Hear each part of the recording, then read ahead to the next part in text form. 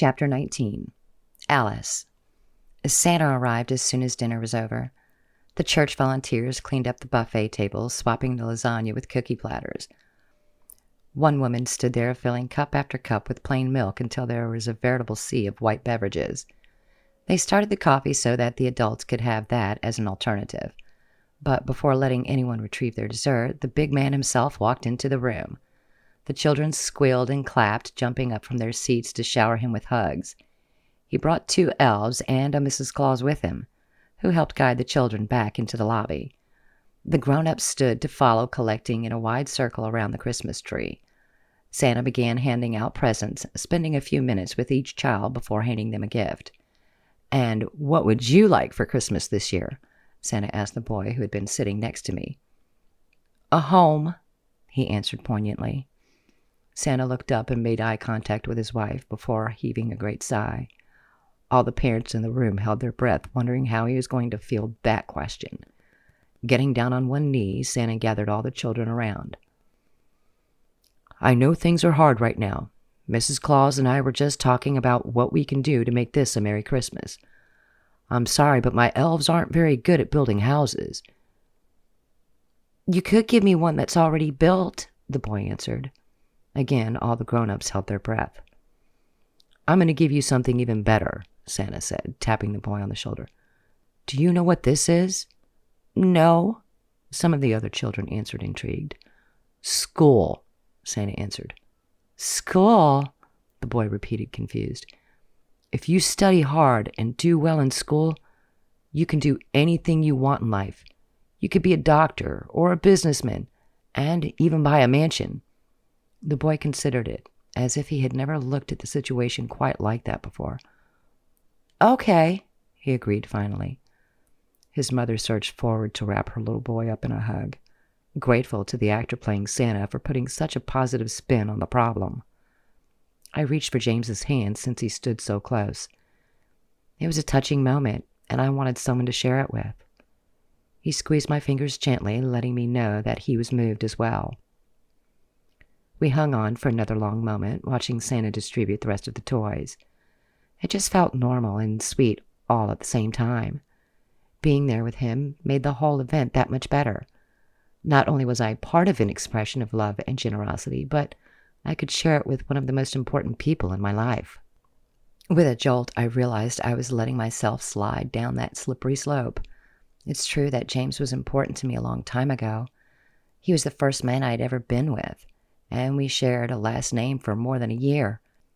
He gave me my first orgasm, and we moved into our first apartment together. There weren't a lot of firsts in my life that didn't involve him in some way. But that was over, wasn't it? What was I doing holding his hand, pretending that things were all right between us? Wasn't I inviting heartache just by being in the same room with him, much less allowing myself to get close? After a long day at the office, I was too tired for all those weighty considerations. I just wanted to relax and enjoy myself.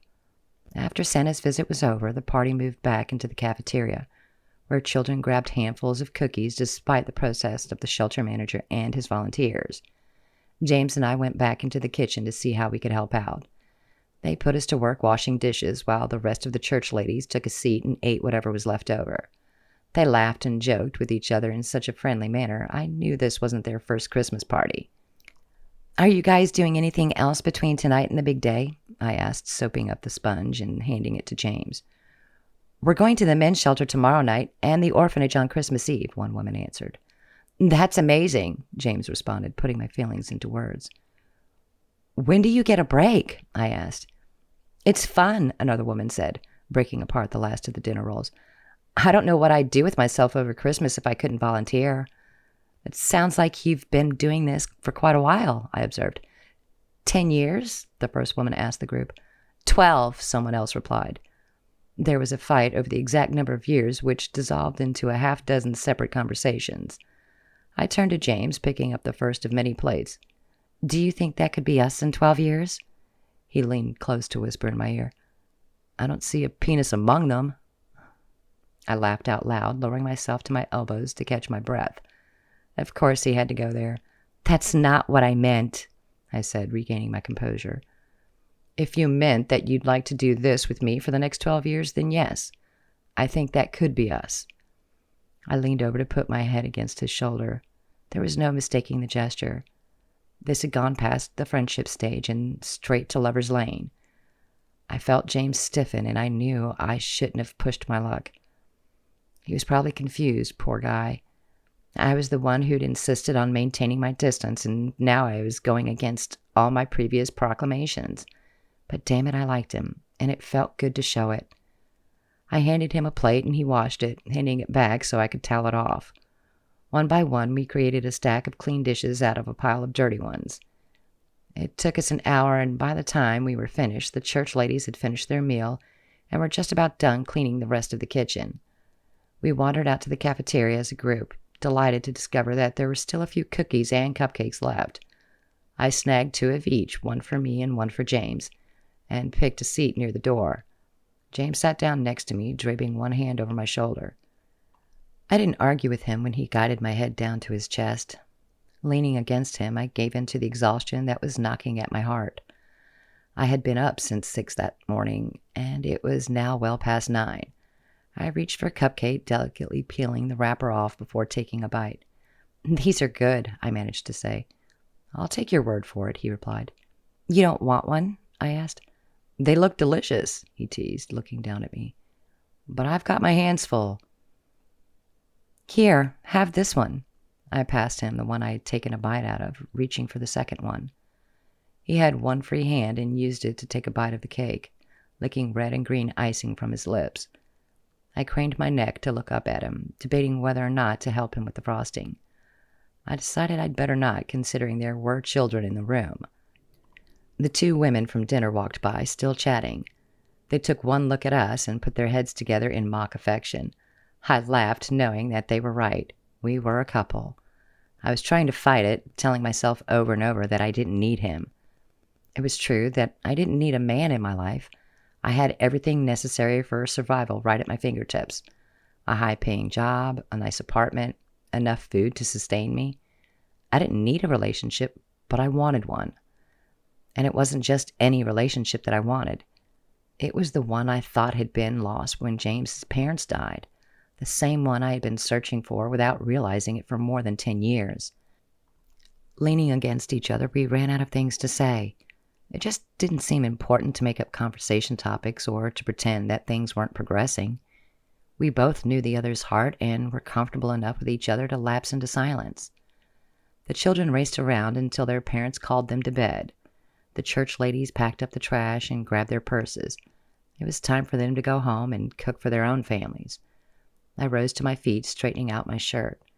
Offering James a hand, I pulled him up next to me. We said our goodbyes to Mr. Pennington, promising that we would be back next year. He didn't let us go right away, insisting that we take some ornaments the kids made. "I can't," I pushed back. "Their parents should have it." "They can make more," Pennington responded. "You've done so much to help. It's the least we can do." "Okay," I sighed, allowing him to load me up with hand-drawn shellac pictures sandwiched between popsicle stick frames. "You wouldn't know anything about an anonymous donation we received 2 days ago, would you?" the man asked James. James shook his head, declaring his innocence. I was struck dumb by the insinuation, knowing that he already bought dozens of presents as well as a Christmas tree and volunteered his time. Was there anything more one person could do for the unfortunate at the end of the holiday season? I knew he was a good man, but this just cemented it. On top of everything, he'd made a sizable donation days ago before he even knew that I was interested. Watching my ex-husband carefully, I allowed him to escort me to my car. It was so dreamy, I almost felt like I was drunk. Exhaustion blurred the edges of my vision, but it was a good feeling. I'd gotten a lot done at work and also a lot done at the shelter. I'd made some new friends and managed to help dozens of families. And all the work broke through the barriers I had been trying to erect between me and someone who really cared. It was a win-win. And I wasn't sure whether to follow it up with a more intimate invitation. James put a hand on the roof of my car, waiting for me to unlock the door. He had a gentle smile on his lip that told me he was nearly as tired as I was. Maybe it was better to leave the sleepover for another night. I didn't want to disappoint him, but I also didn't want to sleep alone. "Do you want to come over?" I asked sweetly. He flashed the biggest grin I had ever seen and looked up at the stars. Drumming his fingers on the top of my car, I could tell he was torn. The fact that he had to think about it made me question my own determination. Better to leave it for tomorrow or the next day, I thought.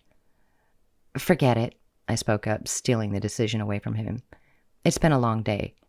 "Rain check?" he asked. "I had a really nice time tonight." "Me too," I responded, feeling a rush just knowing that he wasn't saying no. He turned to leave, his own car parked halfway across the parking lot. "Wait!" I called out. He turned patiently, giving me the benefit of the doubt. "It's not because I said no before?" I asked. "I mean, that's not why you said no just now." I wasn't sure exactly what I was asking. I just needed to know that things were good between us. "I feel like we moved too fast a week and a half ago," he answered, giving me a serious look that I had only rarely seen. "I'd love to come back with you, but I'm playing a long game. I don't want another one-night stand." "Me neither," I wanted to say, but I could tell that wasn't going to convince him otherwise. He needed me to take my time. He wanted to know that I was on board before he put his heart into it again. And who could blame him? I'd reacted poorly to our previous coupling. One minute I was welcoming him into my body, and the next moment I was showing him the door. It would take a few days at least to prove that I meant what I said when I offered him romance. "Good night." He ended the conversation, giving me a faux military salute. "Good night," I replied, tapping my key fob to open the car door. Sliding in behind the steering wheel, I considered myself lucky. Far from taking advantage of me, James was offering something real.